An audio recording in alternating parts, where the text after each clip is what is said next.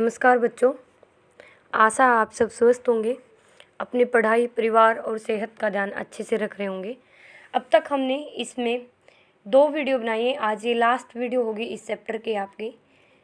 आज जिस बारे में हम पढ़ेंगे वो है नवनिश्चयवाद। हमने 3 चीज़ें पढ़ी थी, संभववाद, निश्चयवाद, नवनिश्चयवाद क्या होता है, तो इसके बारे में आज हम पढ़ेंगे। तीनों अलग अलग डेफिनेशन है इसकी। संभववाद क्या है, निश्चयवाद क्या है, नवनिश्चयवाद क्या है। तो निश्चयवाद, वातावरणीय निश्चयवाद के बारे में हमने पढ़ा था, जो वातावरण को सुपीरियर मानता था और मानव को निष्क्रिय मानता था। सक्रिय जो एजेंट है उसमें वातावरण है, निष्क्रिय मानव को माना गया था कि मानव की इतनी इम्पोर्टेंस नहीं है जितनी इन्वायरमेंट की है। तो क्रिटिसिज्म भी हुआ इस बात का भी, नहीं इन्वायरमेंट ही सुपीरियर नहीं होता, मानव है उसकी वो सक्रिय होता है। ठीक है, तो वातावरण क्या है, मनुष्य ने वातावरण जो है पर्यावरण की एक कठपुतली मात्र नहीं है, वह पर्यावरण के तत्वों को उच्चावत, तापमान, आर्द्रता आदि को प्रभावित करता है। कि पहले तो ये मान लिया गया था कि भी बाढ़ आ जाए, तूफान आ जाए, भूकंप आ जाए, कुछ हर चीज़ के आगे मानव लाचार है उसके आगे। लेकिन जो ये आलोचक हैं उनका कहना है कि ऐसा नहीं है, जो मानव है वो कठपुतली मात्र नहीं है, वहाँ के उच्चावत, तापमान, आर्द्रता आदि को वो प्रभावित करता है। अपनी ज्ञान, सोच, विचार से, तकनीकी से, प्रौद्योगिकी से वातावरण में बदलाव कर सकता है। टीलों को उसने ज़मीन में बदल दिया है, हाई टेम्परेचर को उसने एसी से कंट्रोल कर लिया है, क्लाउड सीडिंग से उसने मेघ बीजन से बारिश करनी सीख ली है। तो ये वातावरण के ऊपर जीत प्रतीत होती है। समान भौतिक जो हमारे सामने परिणाम होते हैं उसका रिस्पॉन्स पैदा नहीं करती। उदाहरणतः मेघालय की गारो, खासी, जयंतिया, मिजोरम की लुसाई जातियाँ एक जैसी जलवायु और पर्यावरण में रहती हैं, लेकिन भौतिक लक्षण, शारीरिक ढांचे, खान पान, शिक्षा के स्तर और जीवन के प्रति दृष्टिकोण में काफ़ी अंतर पाया जाता है। सेम कंडीशन है भी, मैं आपके सामने हाफ ग्लास वाटर रखती हूँ और मैं आपसे पूछती हूँ कि इसमें कितना पानी है, आप कुछ कहेंगे आधा खाली है और कुछ कहेंगे आधा भरा हुआ है। तो वही इसमें प्रतीत होता है। कुछ को तो अलग से अलग जो दिखाई देती हैं, कुछ को अलग दिखाई देता है। समझ में आया? किसी को तो उसमें पॉजिटिव दिखाई दिया, किसी को नेगेटिव। अब किसी को तो वहाँ पे बहुत बड़े ऊंचे ऊंचे पहाड़ हैं, जाने का रास्ता नहीं है, स्कूल नहीं है, कुछ ने वहाँ पे आपको इन्वायरमेंट में एडेप्टेशन करके अपने आप को इम्प्रूव किया, तो उनके दृष्टिकोण में काफ़ी बदलाव था। निश्चयवादियों ने प्रकृति के समक्ष मनुष्य को लाचार बना दिया। ऐसा नहीं है, बेबस और निष्क्रिय नहीं है, न ही वह प्रकृति का दास है। पर्यावरण स्वयं में अर्थहीन वाक्यांश है। बिना मानव के पर्यावरण का कोई अस्तित्व ही नहीं है। अस्तित्व पर्यावरण का तभी होगा तब मानव उसको इम्पैक्ट करता है। फॉर एग्जाम्पल, कोयला है इन्वायरमेंट में, लेकिन उसकी इम्पोर्टेंस तब तक नहीं है तब तक मानव उसको वहाँ से निकालने ले। मानव ने अपनी सूझबूझ से उसका इस्तेमाल किया है। रिचर्ड हॉटसन ने भी यही कहकर नीतिवाद को नकार दिया कि यह संगठित विज्ञान के रूप में भूगोल का विरोधी है। भूगोल का विरोधी क्यों? क्योंकि भूगोल तो मानव को और प्रकृति को एक साथ लेके चलती है। दोनों में क्या रिलेशन है, दोनों कैसे उसको इम्पैक्ट करते हैं, इसलिए उसने नकार दिया कि नहीं, नीतिवादी जो सोच है वो भूगोल की सोच नहीं हो सकती। बात करते हैं संभववाद की, जो आपके इन्वायरमेंटल डिटर्मिनिज्म था, वो मानता था प्रकृति को सुपीरियर, और संभववाद मानता है कि मनुष्य ज़्यादा सक्रिय है और जो इन्वायरमेंट है, पर्यावरण में, वो निष्क्रिय है।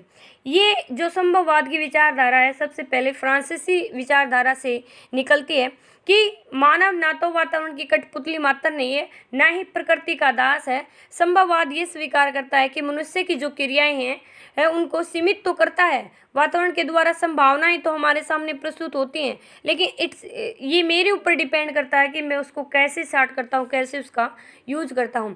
विडाल डी लाप्लास थे जो, वो भी ईसा बोमेन, कार्ल सावर, ब्रूनो डिमांजिया आदि जो थे पॉसिबिलिज्म के समर्थक थे। समस्त मानवीय जो क्रियाएं हैं पूर्ण निर्धारित नहीं है वातावरण, बल्कि मनुष्य की बुद्धि, कौशल, संकल्प शक्ति आदि का इसमें अहम रोल है।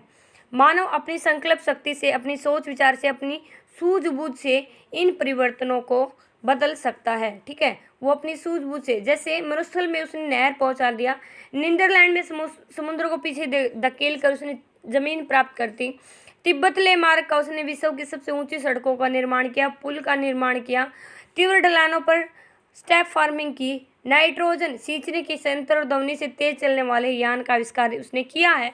तो हम प्रकृति को नहीं मान सकते कि प्रकृति सुपीरियर है, मानव भी अपनी अहम भूमिका इसमें निभाता है। संभववाद जो सिद्धांत था, जो पॉसिबिलिज्म की थ्योरी हमारे सामने आई, सबसे पहले फ्रांसीसी विद्वान थे जिनको फेब्रे कहा जाता है। 1878-1956 में विश्वास था कि मानवीय तत्व भौतिक तत्वों से कहीं अधिक इम्पोर्टेंट हैं। फेब्रे की एक बुक आई थी, उस बुक में इन्होंने यही बताया था कि कहीं भी अनिवार्यता नहीं है बल्कि सिर्फ संभावनाएं हैं। मानव प्रकृति द्वारा प्रस्तुत की गई इन संभावनाओं का स्वामी है। Man is a geological agent and hot the list, अर्थात मनुष्य एक भौगोलिक अभिकर्ता है, तुच्छ और लघुत्तम नहीं है, जो कि डिटर्मिनिज्म ने मान लिया था। सही मायने में बात करूँ, जो फ्रांस के विडाल डी ला ब्लास थे, उनकी एक अहम भूमिका रही इसको लाने में। मनुष्य को उन्होंने सक्रिय एजेंट माना। मानव अपनी मेहनत लगन से पृथ्वी पर निर्जीव और सजीव दोनों प्रकार के भूदृश्यों में परिवर्तन कर सकता है। वहाँ के लैंडफॉर्म में भी डिफरेंस कर सकता है। आपकी मशीनलाइजेशन के द्वारा, इंडस्ट्रियलाइजेशन के द्वारा अपनी सोच बुद्धि को का भी विकास कर सकता है, दोनों में इम्प्रूवमेंट वह कर सकता है। जल विद्युत कैसे बनती है, सिंचाई की व्यवस्था को विकसित करना, ठीक है, बहुत सारी चीज़ें हैं, बहुत सारे विकल्प हैं जिसका उन्होंने लाइन लगा दी। हमारे सामने ताला है, विकल्पों का ताला है, क्रिया उसकी चाबी है। मानव ने अपनी सूझबूझ और छांट से संस्कृति के अनुरूप बहुत सारी प्रौद्योगिकी स्तरों में उसने इम्प्रूवमेंट की है। ज्ञान विज्ञान पर निर्भर है। प्रकृति न केवल परामर्शदाता है, इससे कुछ नहीं है। ये कौन मानता था? ये पॉसिबिलिज्म का मानना है। डिटर्मिनिज्म तो ये नहीं कहते, वो तो प्रकृति का है और मानव उसका दास है, ऐसा मानता है। लेकिन पॉसिबिलिज्म कहता है कि मानव दास नहीं है, प्रकृति तो सिर्फ उसकी सलाहकार है। अब वो उसकी सलाह माने ना माने उसके ऊपर डिपेंड करती है। जीवन शैली जो भी है हमारी, वो सिर्फ भौतिक कारकों की देन नहीं है बल्कि सभ्यता का प्रतिबिंब है। जैसे हम उसको बनाते हैं वो ऐसी ही हमें रिप्रेजेंट करती है। नियति नहीं बल्कि दृष्टिकोण, सोच, मूल्य, आदतों आदि इसकी उपज हैं। जो जीन ब्रून थे उनका, वो ब्लास के शिष्य थे। संभववाद के कट्टर समर्थक वो रहे 1839 से 1930 तक। यद्यपि मनुष्य इन सीमाओं को पूरी तरह लांघ नहीं सकता, ये सीमाएं निर्धारित करता है, नहीं लांघ सकता। मानते हैं कि हम प्रकृति पे बिल्कुल जीत नहीं कर सकते, लेकिन हम प्रकृति के साथ चलकर, प्रकृति मनुष्य पर पकड़े हर युग में एक जैसी नहीं रहती। तकनीक कौशल विकास के साथ वो उसको बदलता रहता है। उसके बाद विभिन्न देशों और कालों में बदलता रहा प्रकृति। गर्म व ठंडे, मृदुल सभ्यताएं, ये सब चीज़ें हैं। ये प्रकृति की जितनी भी वस्तुएं हैं वो मनुष्य छांट या सीमित अक्षेत्र को होती हैं। उष्ण शीतोष्ण कटिबंधों में अनुकूल अक्षेत्र सांस्कृतिक रूप में उनमें बदला। ईसा जो बोमैन थे 1878 से 1950 में अपनी एक बुक लिखी थी, geography in relation to the social science. भौतिक तत्वों की तुलना में मानवीय अक्षमता अधिक महत्व देते हैं।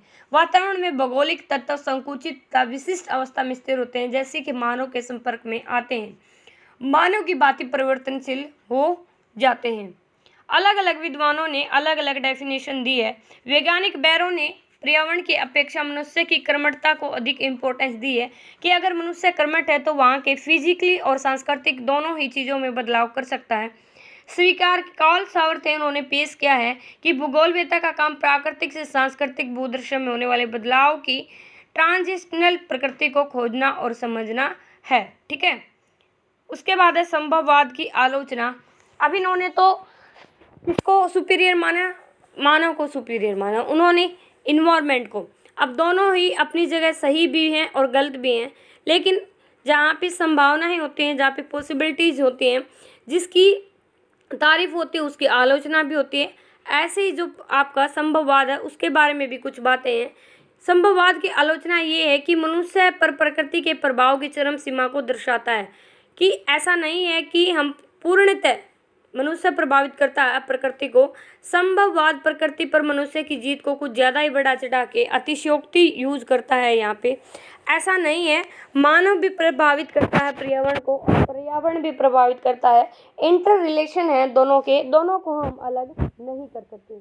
मानव कितना भी कौशल क्यों ना हो जाए, कितनी भी डेवलपमेंट क्यों ना कर जाए, यदि वहाँ के क्लाइमेट, वहाँ की वेजिटेशन उसके लिए सही नहीं है, तो वहाँ पे मरुस्थल, टुंड्रा प्रदेश, अंटार्कटिका, उष्णकटिबंधीय प्रदेश, यहाँ पे आज भी हम डेवलपमेंट नहीं कर पाए क्योंकि यहाँ हमें प्रकृति ने जगह ही नहीं दी कि हम इनको डेवलप कर पाएँ। ओके, इसके बाद है फॉर एग्जाम्पल, अगर अर्थक्वेक आ जाता आप कुछ कर पाते हो और नहीं कर पाते, वोल्केनो आ जाए, समुद्री तूफान आ जाए, भूकंप आ जाए, हम सूचना दे पाते हैं लेकिन इतने हद तक उसको कंट्रोल नहीं कर सकते कि हम उस बर्बादी से, उस बंजर से बच सकें।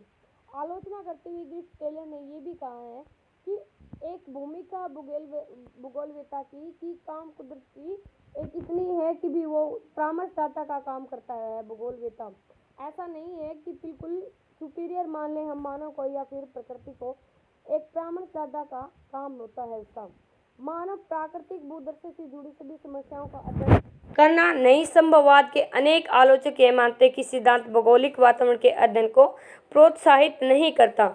मानव केंद्रितवाद जो एंथ्रोपोलॉजी होती है वो होती है आपकी मानव से संबंधित, तो यहाँ पे एंथ्रोपोसेंट्रिज्म कहता है कि मानव केंद्रवाद नहीं है। नवनिश्चयवाद, नियर डिटर्मिनिज्म। अब एक था आपका पॉसिबिलिज्म, एक था डिटर्मिनिज्म। पॉसिबिलिज्म जो आपका ज़्यादा ह्यूमन पे इम्पैक्ट दिखाता है कि मानव सुपीरियर है, और ये आपका नेचर पे दिखाता है। ना तो नेचर सुपीरियर ना मानव सुपीरियर, ना पॉसिबिलिज्म हमेशा काम करता ना डिटर्मिनिज्म। इन दोनों के बीच की एक कड़ी है आपकी नियो डिटर्मिनिज्म, जो ग्रिफ्ट टेलर के द्वारा दिया गया था।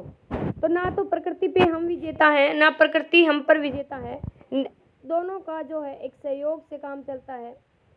प्रकृति का जो सहयोग है मनुष्य की संकल्प शक्ति के साथ विचार मैच करने चाहिए, तभी हम आगे बढ़ सकते हैं। नवनिश्चयवाद क्या है? चरम सीमाओं के बीच का मार्ग इसको कहा गया है। ऑस्ट्रेलिया के भूगोलवेत्ता ग्रिफ्ट टेलर थे जो 1880 से 1963 में यहाँ पे इन्होंने अपनी अहम भूमिका निभाई नवसंभववाद में। उसके बाद टाइम व्यतीत नियंत्रण के बाद प्रभाव प्रत्युत्तर क्या है? मानव का जो पर्यावरण के संबंध की व्याख्या नियंत्रण कर सकता है, प्रभाव कर सकता है, उसको रिस्पॉन्स दे सकता है, उसके साथ एडजस्टमेंट कर सकता है। नवनिश्चयवाद की अपनी अवधारणा को समझने के लिए उसने एक डेफिनेशन दी, रुको और जाओ, कि एक चौराहा है, उस चौराहे से ये सड़क निकलती है चारों तरफ और यहाँ पे कोई पुलिस वाला खड़ा है और वो पुलिस वाला यहाँ खड़ा होके आपको बताता है कि अभी आपको इधर जाना है, अभी आपको इधर जाना है, अभी आपको इधर जाना है। उसका कार्य सिर्फ आपको गाइड देना है, गाइड करना है, ठीक है। ऐसा ही काम हमारे नेचर में है कि जब जहाँ हमें संभावनाएं दिखती हैं उन संभावनाओं के साथ मिलकर काम करते हैं, तो दोनों ना प्रकृति मानव का दास है ना ही मानव प्रकृति का दास है। रुको और जाओ, रुको, ठहरो, समझो, उसको इस्तेमाल करो और फिर आगे आप बढ़ सकते हो। ये बड़ी उसके बाद है टेलर ने इस बात पे भी बल दिया है कि वातावरण के द्वारा किए जाने वाले जो नियंत्रण है वो उपेक्षा नहीं की जा सकती। अभी मैंने आपको बताया, बाढ़ आ जाए, भूकंप आ जाए, कोई भी ऐसी प्रोसेस जब होती है, जब उसके सामने लाचार होते हैं तो हम उसको नियंत्रण में नहीं ला सकते। सांस्कृतिक प्रगति और प्रकृति की योजनाओं सीमाओं के अंदर ही हो सकती है। नवनिश्चयवाद ने अपने दर्शन में, फिलॉसफी में ये भी कहा कि मनुष्य किसी भी देश के विकास की गति को तेज कर सकता, धीमा कर सकता, अवरुद्ध कर सकता है, परंतु यदि वह बुद्धिमान है तो प्रकृति का दर्शाई गई दिशा को दूर नहीं जाना चाहिए। वह किसी बड़े नगर के यातायात के नियंत्रण के समान, अभी बताया मैंने कैसे वो उसको नियंत्रित करता है। टेलर के अनुसार पर्यावरण द्वारा दिए जाने वाले अवसर तो हर जगह एक समान होते हैं और न ही असीमित है। मानव से कम प्रयास की मांग करते हैं, उसके लिए भारी संघर्ष हमें करना पड़ता है। जो मानव है वो विवेकशील चतुर व्यक्ति है, उसके प्रकृति का सहयोग करते हुए, उसकी हिदायतों का अनुसरण करते हुए, उसको संभावनाओं के साथ चलते हुए संभव और असंभव के बीच की जो छांट है उसका इस्तेमाल करते हुए ये प्रकृति के साथ विकास करना चाहिए। नवनिश्चयवाद की संकल्पना का जो समर्थन था वो इसके स्पेट नवनिश्चयवाद कुछ भी नहीं बल्कि निश्चयवाद एक संभववाद की चरम सीमाओं के बीच का दर्शन है, उनके द्वारा दी गई थी। स्पेट थे जिन्होंने नवनिश्चयवाद के स्थान पे प्रोबेबिलिज्म पर संभववाद शब्द का यूज किया था। ऐसे क्वेश्चन आपसे शॉर्ट क्वेश्चन पूछ ले जाते हैं कि प्रोबेबिलिज्म किसने दिया, डिटर्मिनिज्म किसने दिया, रुको ठहरो किसने बताया, नवनिश्चयवाद किसने दिया। जो वो पर संभववाद निश्चयवाद और संभववाद के बीच का एक समझौता है जो किसी निश्चित स्थिति और पर्यावरण के भौगोलिक व्यवहार के वैकल्पिक जो भिन्न संभावनाएं प्रदान करता है। सावर ने भी आधुनिक निश्चयवाद प्रेजेंट डे डिटर्मिनिज्म को माना। मनुष्य के बीच समायोजन का बारे में फ्रांसीसी जो बेकन थे उन्होंने भी यह बताया कि प्रकृति पर उसके आदेशों का पालन करके विजय प्राप्त की जा सकती है। जो ये मुनीस राजा आपको यहाँ पे दिखाई दे रही है, इन्होंने भी यही माना है कि मनुष्य है वो बीच का रास्ता अपना के चले। ठीक है, उनका मानना है कि न तो प्रकृति अमानवीय हो सकती और न ही मानव अप्राकृतिक हो सकता, दोनों की जरूरत है। आधुनिक भारत के भूगोलवेता के दिग्गज जो मुनीस राजा मानते थे कि यहाँ प्रकृति को मानवीय रूप देने की जरूरत है, वहाँ मनुष्य को प्रकृति के प्रति संवेदनशील होना चाहिए। हमें अमानवीय प्रकृति और प्राकृतिक मानव की कल्पना नहीं कर सकते। ठीक है, अमानवीय प्रकृति और अप्रकृति वाला मानव बिना प्रकृति के इनकी दोनों के नहीं कर सकते। ये मुनीस राजा द्वारा बोली गई बात थी। ठीक है, यहाँ आपका ये चैप्टर कंप्लीट होता है। 4th चैप्टर है आपका ये। इसके बाद आपका जो 3rd चैप्टर था, 2nd यूनिट कल से स्टार्ट होगी, मानव का पर्यावरण के साथ अनुकूलन। आपको ये कंप्लीट चैप्टर याद करना है, इसके नोट्स बनाने हैं और अच्छे से इसको स्टडी करना है। ठीक है भाई, थैंक यू वेरी मच। जय हिंद, जय भारत।